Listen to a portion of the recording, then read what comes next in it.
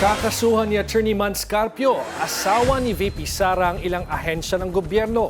Yan daw ay matapos ilabas ang kanilang bank records sa pagdinig sa Kamara. Yan ang Agenda Weekend Report ni Lian Bustillos ng Abante.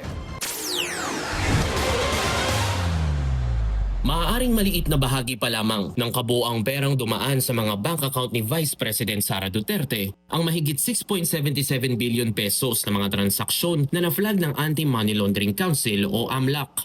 Ito ang iginiit ni 3rd Manila Representative Joel Chua sa isang media forum sa Quezon City. Matatandaang noong Miyerkules, inilahad ng AMLAC sa House Committee on Justice na may 663 transaksyon mula 2006 hanggang 2025 na umabot sa 6.77 billion pesos. Kung saan 3.77 billion pesos ang naiuugnay sa mga account ng pangalawang Pangulo, habang 2.99 billion pesos naman ang nasa account ng kanyang asawa na si Attorney Mans Carpio. Sa kabuuang ito, 630 ang covered transactions at 33 naman ang suspicious transactions.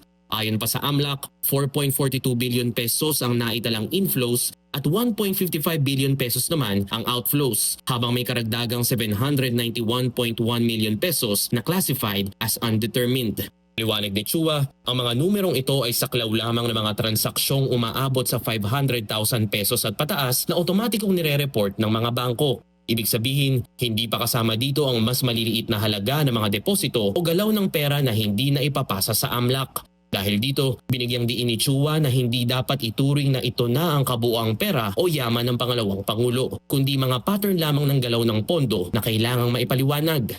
Batay naman sa datos ng Office of the Ombudsman, tumaas ang naideklarang net worth ni Duterte mula 7.25 million pesos noong 2007 hanggang 88.51 million pesos noong 2024. Ngunit ayon kay Chua, may mga pagkakaiba sa mga numerong ito kumpara sa malalaking transaksyon na nakita ng AMLAC na umaabot sa bilyong piso. Patuloy namang sinusuri ng Kamara ang mga natuklasan ng AMLAC para matukoy kung may sapat na basihan para ituloy ang impeachment case laban sa pangalawang Pangulo. Nakatakda namang magsampa ng criminal complaint si Carpio bukas, April 27, laban sa Bangko Sentral ng Pilipinas, AMLAC at ilang miyembro ng House Committee on Justice sa Quezon City Prosecutor's Office. Kaugnay ito na umano'y paglabag sa Anti-Money Laundering Act, Bank Secrecy Laws at Data Privacy Act. Ayon sa kampo ni Carpio, iligal umanong isinapubliko ang kanilang mga confidential bank records na protektado ng batas at hindi ito dapat gamitin ng AMLAC bilang kasangkapan sa umano'y political harassment at black propaganda laban sa Vice President at sa kanilang pamilya. Para sa Agenda Weekend, Lian Bustillos, Abante.